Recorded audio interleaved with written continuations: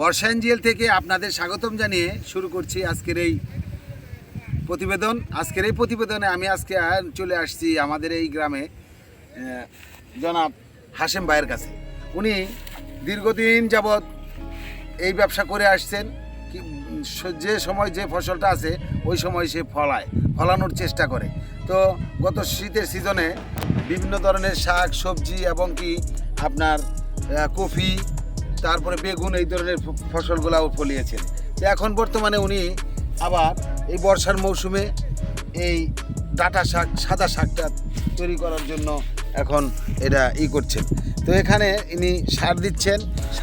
সার জৈব রাসায়নিক সার ছিটানো শেষ করে এখন সে এই সাদা শাকের পাতা থেকে যে সারগুলা বেজে আছে সেই সারগুলা মাটিতে নামানোর জন্য একটা নতুন প্রক্রিয়া অবলম্বন করতেছে। আপনারা দেখতেছেন, দেখেন এভাবে খুব সহজেই এই ধরনের কাজগুলা হইতেছে। তো এই ধরনের কাজগুলা নতুনভাবে বিভিন্নভাবে মানুষ করে থাকে। অনেকেই ঝাড়ু দিয়ে পরিষ্কার করে দেয়, অনেকেই আবার মই দিয়েও দেয়, কেউ আবার এইভাবে এই পদ্ধতিটা ব্যবহার করে। তো এই যে পদ্ধতিটা ব্যবহার করতেছে উনি, এই পদ্ধতিটা আমার কাছে সবচেয়ে ভালো লাগে। তো আপনার যদি ভালো লাগে থাকে তাহলে এই পদ্ধতিটা আপনারা ব্যবহার করতে পারেন, ট্রাই করে দেখতে পারেন। এক সময় আমরা গাছের ডালাপালা ভেঙে এখান থেকে এই শাকগুলাকে লাইরা চাইরা তারপরে আমরা এই শাকের পাতা থেকে সারগুলা ফালানোর চেষ্টা করি। এখন নতুন পদ্ধতি বের করে ছেলেমেয়েরা এই নতুন পদ্ধতি বের করে বনাম ইউরিয়া সার আর দস্তা সার মিলিয়ে ছিটাই দিলেন। এই জমিটাতে কতখানি কয় শতাংশ সম্পত্তির উপরে আপনি এই শাকটা লাগাইছেন? কতটুকু? 10%। এখন তো বর্ষার সিজন। আচ্ছা ভাই, বর্তমান যে পরিস্থিতি, এখন তো শাক সবজি খুব ছোটো থাকতেই ব্যাপারীরা কিনে নিয়ে যায়। বর্ষার সিজনে সাধারণত শাক পাতের দাম একটু বেশি থাকে। সেই দিকে ভরসা করে অনেক ব্যাপারী ভাই যারা ছোট ছোট শাকগুলাই কিনে নিয়ে থাকেন, যারা নিজেরাই পালন পোষণ করে বড় করে বিক্রি করে। এই কাজটা একটু সামনে আসেন, আমরা একটু কথা বলতে চাই। যে কাজটা করতেছেন আপনি, এইটার উপকারিতাটা কি একটু বুঝে বলবেন? মানে জমির ভিতরে ছিটাইছি, হ্যাঁ, এই ডাটার ভিতরে যদি সারটা করে বা যদি পাতার ভিতরে যদি লাইগে থাকে, তোমার আমি শুনি যে এর উপকারিতাটা কি কি? এটার উপকারিতাটা হইলো গিয়া, আমি যে সারটা শাকের ভিতরে ছিটানোর পরে সারটা কলির ভিতরে বা পাতার ভিতরে সারটা বাইজে থাকে। এই সারটা যদি বাইজে থাকে, এই সারটা যদি আমি জমির ভিতরে ফেলায় না দেয়, ঠিক আছে, যে পাতাটার মধ্যে থাকবে পাতাটাও শেষ, যে কলিটা থাকবে কলির লাস্টে যদি কোনো ব্যাপারী বা কোনো কেউ কিনতে আসে তখন সার বাইজে থাকলে বা যদি খোসা পড়ে থাকে কেউ কিনবে না। তার মানে সারটা যদি গাছের পাতার মধ্যে বাইজে থাকে তাহলে ওই সারটার ক্ষতি হয়ে যাবে, ফসলের ক্ষতি। এই ক্ষতিটা যাতে না হয় তার জন্য আপনি এই পদ্ধতিটা ব্যবহার করতেছেন। তো আপনি এই শাকটা কি বিক্রি করছেন না বিক্রি করবেন? বিক্রি করে চিন্তা ভাবনা আছে। বর্তমানে তো এক মুঠ শাকের দাম প্রচুর। হ্যাঁ, এখন শাকের রেট কত চলছে আপনি বলতে পারেন একটু? আপনার এই ডাটা শাকের সম্বন্ধে আমরা জানতে চাইতেছি। শাকের দাম, আচ্ছা ভাই, এখন বর্তমানে এই লাল শাক বা সাদা শাক এগুলোর দাম কত, কি ধরনের চলছে যদি একটু বলেন? এতদিন তো শাকের তেমন একটা দাম ছিল না। এখন এই যে বৃষ্টি বাদল নামছে, ঠিক আছে, পানি হয়েছে, এখন তাও একটু গৃহস্থ কিছু পয়সা টাকা বা কিছু দাম দর এখন আছে। এখন গৃহস্থ কয়টা টাকা পাইতেছে, ব্যাপারে কয়টা টাকা পাইতেছে। শাকের দাম আছে 8 থেকে 10 টাকা। এক আটি শাকের দাম 8 থেকে 10 টাকা। 8 থেকে তো 10 টাকা। আপনার এই খরচা দাম কইছে কত একটু বলবেন? এক্ষেত্রে আমার দাম বলছে আপনার 9,000 টাকা। 9,000 টাকা। তা আপনার বেচার মতো একটা সিস্টেম আছে, কত টাকা হলে আপনি বিক্রি করবেন, এটা যদি জানাইতেন একটু শুনতাম। বিক্রি ব্যাপারে বলে দিছি 9,000 টাকা, বলছে 9,000 টাকা, আমি 10,000 টাকা ছাটাই করে দেবো, বিক্রি করে দেবো। তার মধ্যে 1,000 টাকার মধ্যে বেজে আছে। যাক, এই ক্ষেতের মধ্যে কত আটি শাক হইতে পারে আপনি একটু বুঝাই বলবেন? এটার ভিতরে কতটি হইতে পারে? 1600-1700 বা 1800। 1800 আটি শাক হওয়ার সম্ভাবনা আছে। 10 টাকা বিক্রি হলে মিনিমাম 18,000 টাকা। যদি 12 টাকায় বিক্রি হয় তাহলে আর একটু বেশি হবে। তো যাই হোক, ওনারও তো একটু লাভ লাগবে। তো আপনি তো বেচার জন্যই তৈরি করছেন, আপনি তো নিজে ভাঙ্গা বিক্রি করবেন না। না, আপনি শুধু ক্ষেতের থেকে ব্যাপারীর কাছে বিক্রি করবেন। আচ্ছা ভাই, ঠিক আছে, তাহলে আপনার কাজটা করেন, আমরা একটু দেখি। আচ্ছা, দেখেন।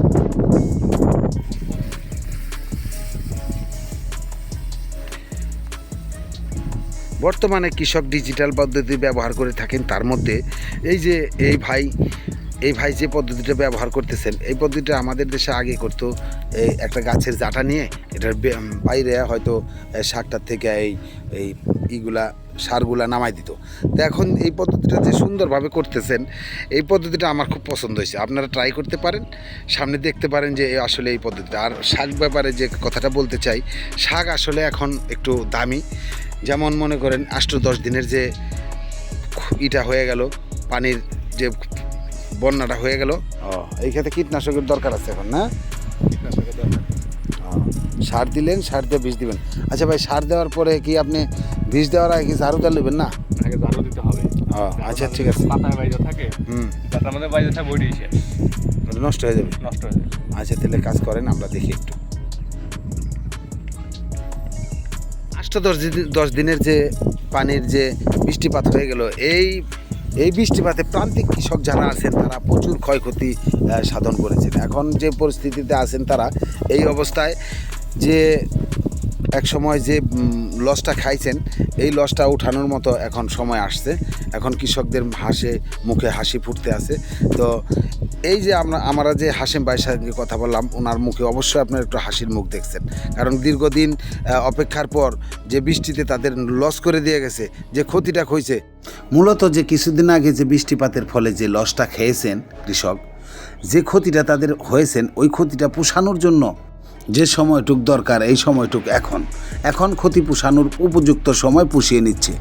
তো আপনারা শাকের কালারটা যদি দেখায় আপনাদের, শাকের কালারটা খুব সুন্দর। দেখেন একটা শাক, তার পাতার মধ্যে কোনো সমস্যা নেই, শাকের মধ্যে খুব তেল জিলজিল করছে। আর 2 দিন যদি রৌদ্র থাকে তাহলে আরও শাকটা সুন্দর হয়ে যাবে। এই মতো শাক বাজারে এখন পাওয়া দুষ্কর হয়ে যাচ্ছে। আর 2-4-5 দিন পরেই বাজারে আবার এই ধরনের শাকের একটু আমদানি হবে। তো ওই সময় শাকের দামটা এখন খুব চড়া না থাকার কারণে ওই সময় অ্যাভেলেবল পাওয়া যাবে, কিন্তু শাকের বাজারটা একটু হাই থাকবে, শাকের বাজারটা একটু ভালো থাকবে। যে কারণে দেশে এখন উত্তরবঙ্গের থেকে শাকগুলো আসতে পারতেছে না বৃষ্টির কারণে। বৃষ্টিতে যে শাকগুলো পচে গেছে, এই শাকগুলো এখন আমাদের এলাকা, ঢাকার কাছে তো আমাদের এলাকা, এই ঢাকার ভিতর থেকেই যদি 2 ঘন্টার ভিতরে বা 1 ঘন্টার ভিতরে শাকটা পৌঁছানো যায়, তারপরেও শাকটা বিক্রি করার সময় দেখা যায় ভিতরে আটিগুলো অনেক শাকের আটি পয়সা গেছে। যে কারণে উত্তরবঙ্গেতে শাক এখন আসা সম্ভবই না। সবজি আসাটাও যতটুকু সম্ভব, কিন্তু সবজিটাও নাই আমাদের দেশে এখন। আপনারা আরেকটু যদি দূরের থেকে দেখতে পারতেছেন যে চতুর্দিকে বন্যার পানি বেড়েই চলছে। তারপরও একদিকে মুষলধারে বৃষ্টি, অন্যদিকে বন্যা, তারপরও সব কিন্তু বসে নেই করে। এখন যে এই বর্তমানে যে হাসিম ভাই, তার মুখের যে হাসিটা আমরা দেখতে পাইলাম, এতে এই ধরনের হাসি আমরা চাই আজীবন থেকে যাক, সুখে থাক, ভালো থাক, কৃষক বাঁচুক, দেশ বাঁচুক, এই ধরনের আমরা সবসময় দোয়া করতে থাকি। তো আপনারা এর মধ্যে দোয়া করবেন। তো এখন হাসিম ভাই আবার কীটনাশক ব্যবহার করবেন, কারণ এই জমিটাতে যে শাকটা আছে, এর শাকটা সম্ভবত আর 2 থেকে 3 দিন পর্যন্ত আর হয়তো খেতে থাকবে ফসলটা, তারপরে আবার এটা বাজারজাত করা হবে।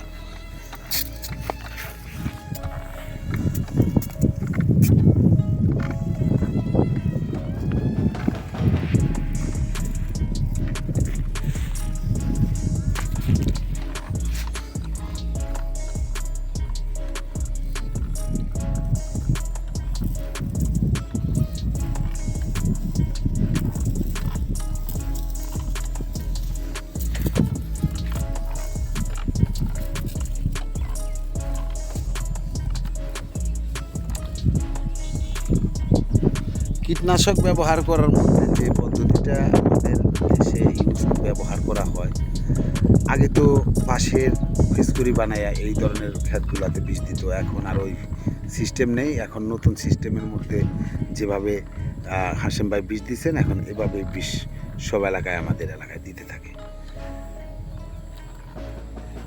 এই জমিতে এখন সার দিলেন, দেখতে পাচ্ছেন, দিলেন সার, এখন দিবেন কীটনাশক দিচ্ছেন। এগুলা দেওয়ার পর তার আর কাজ নেই, শুধু 4-5 দিন অপেক্ষা করা। 4-5 দিন পরে এই ক্ষেতটা তৈরি হয়ে যাবে, পুরোপুরি বিক্রির উপযুক্ত, বাজারজাত করার মতো পুরো উপযুক্ত হয়ে যাবে।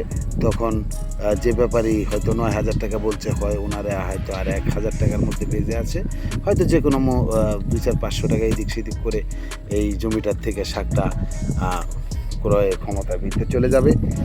যে ব্যাপারীর নসিবে আছে উনি পেয়ে যাবে।